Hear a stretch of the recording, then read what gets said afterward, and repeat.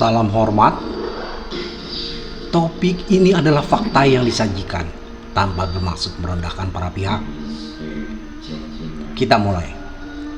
Di tengah utang negara yang menggunung, ditambah lagi dengan hutang penanggulangan COVID-19 yang masih melanda, diberitakan bahwa Prabowo pesan 42 pesawat tempur Dassault Rafale buatan Prancis serta 2 kapal selam Scorpion dari Prancis juga. Wow. Bandingkanlah saat Soekarno belanja alutsista di saat negara Indonesia baru berumur 3 tahun. Nah, fakta sejarah mencatat bahwa Indonesia pernah menjadi negara dengan kekuatan militer nomor 3 di dunia setelah Amerika Serikat dan Uni Soviet. Kok bisa?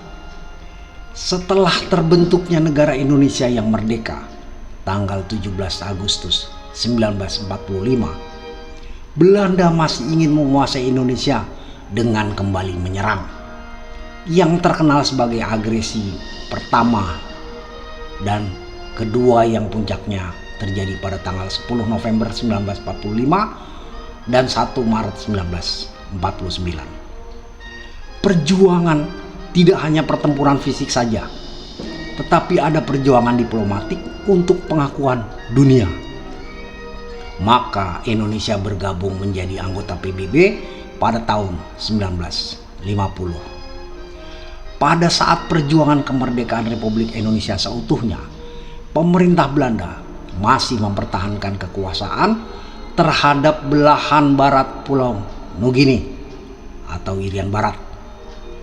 Pada perundingan meja bundar di Den Haag tahun 1949, dicapai kesepakatan bahwa status koloni Belanda di belahan barat Nugini akan dibicarakan setahun setelah pemindahan kedaulatan dari kolonial Belanda ke Republik Indonesia yang telah dilakukan tanggal 2 November 1949. Namun, setelah perundingan meja bundar mencapai kesepakatan, kolonial Belanda di Nugini mengizinkan langkah-langkah menuju pemerintahan sendiri yang menjadi bonekanya, serta pendeklarasian kemerdekaan penduduk Nugini Belanda pada tanggal 1 Desember 1961.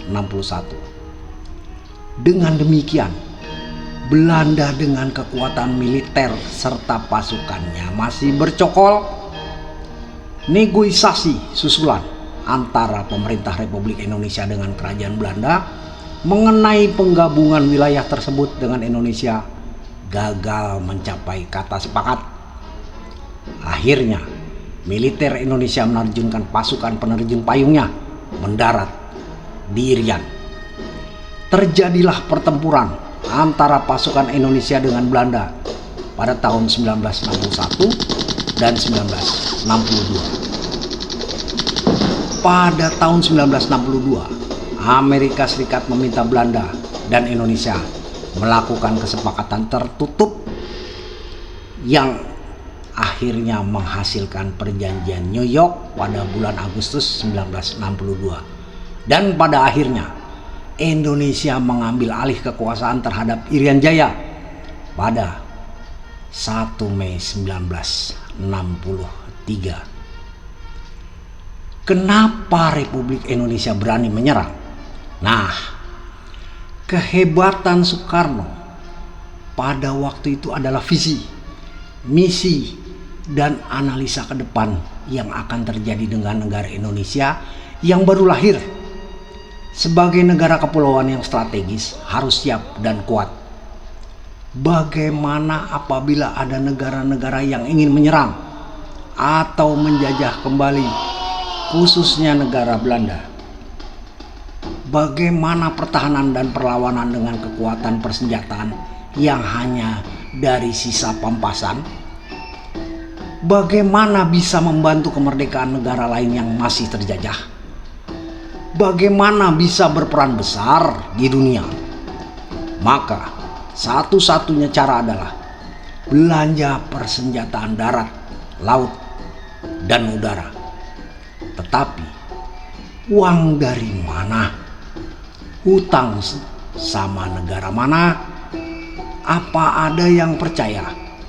Sedangkan negara Republik Indonesia baru berumur 3 tahun. Jaminannya apa? Sebuah mimpi dan misi yang tidak mungkin. Tetapi bagi seorang Soekarno, hal itu bisa menjadi mungkin. Terwujudlah mimpinya. Langsung saja belanja mulai dari senjata ringan seperti pistol, senapan, kanon, roket, rudal, sampai helikopter, pesawat jet tempur, kapal perang, dan kapal selam berikut amunisinya, serta rudal atau peluru kendali jarak jauh antar negara.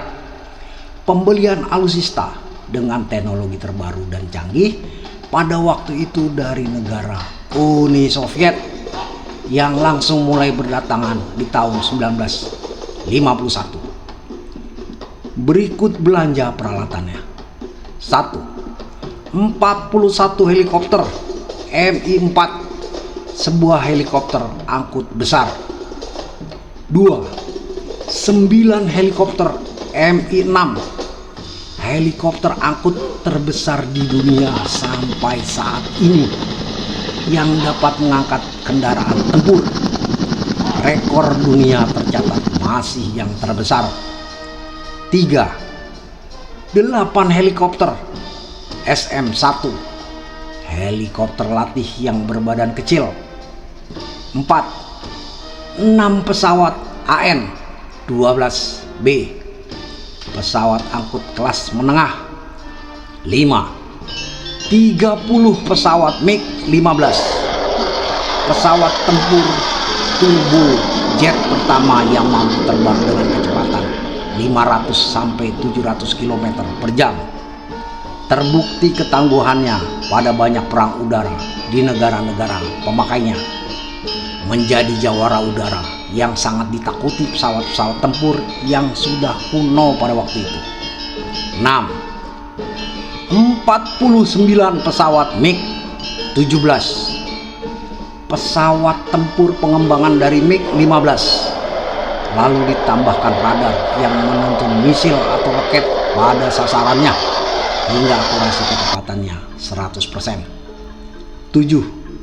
10 pesawat MiG-19, pesawat tempur supersonik pertama dilengkapi dengan radar sonar pelacak target.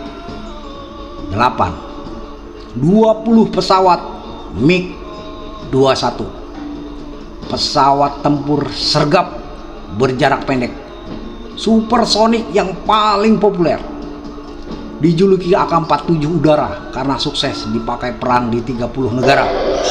9. 12 pesawat Tu-2, pesawat pembom dengan kecepatan tinggi seperti pesawat tempur. 10. 14 pesawat Tu-16 KS, pesawat pembom dengan kecepatan pesawat tempur yang juga dirancang untuk serba bisa. Tu-16 diproduksi dalam berbagai varian untuk mata-mata, patroli maritim, pengumpul data elektronik intelijen, dan perang elektronik. Di luar itu, AURI masih memiliki berbagai pesawat lain, di antaranya 8 pesawat B-25 Michel, pesawat pembom kelas menengah, B-26 Invader, pesawat pembom dan pengintai, 12 pesawat P-51 Mustang atau cocor merah, pesawat tempur jarak jauh, 10 pesawat C-130 Hercules, pesawat angkut, 24 DC-3 Dakota, pesawat angkut, dan 21 pesawat IL-14 Avia, pesawat angkut.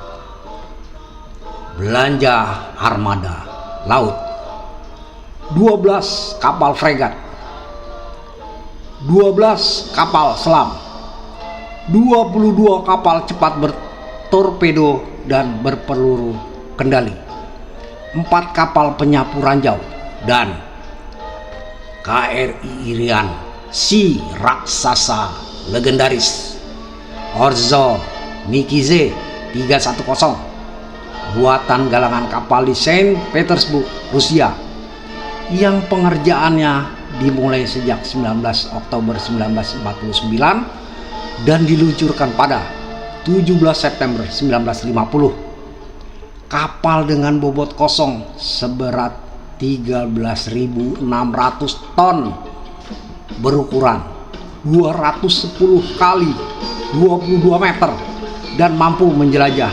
60,19 km per jam. Mampu mengangkut 1.500-an awak atau personil.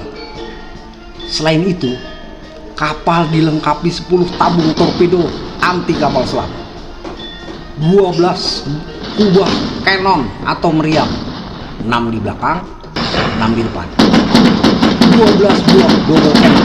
Selain itu, 32 buah cannon dan 4 buah triple cannon untuk keperluan anti serangan udara. Luar biasa. Akhirnya berganti nama menjadi KRI Irian, Angkatan Laut Indonesia. Ketika itu juga diperkuat pesawat-pesawat tempur yang mumpuni seperti Fiery Gunner AS-2 dan Ilyushin 1228T Beagle. Gunner adalah pesawat baling-baling ganda yang punya tugas memburu kapal selam musuh, sedangkan Beagle adalah pesawat jet pembom berdaya jelajah tinggi. Tahun 1962, seluruh pesawat dan kapal sudah tiba di tanah air. Dengan modal kekuatan militer itu, Republik Indonesia mampu memaksa Belanda terbirit-birit meninggalkan Irian Barat bersama kapal induknya. Saat itu pula, Auri mampu mengusir pesawat-pesawat Inggris kembali ke kapal induk saat berseliweran melintasi Selat Sunda.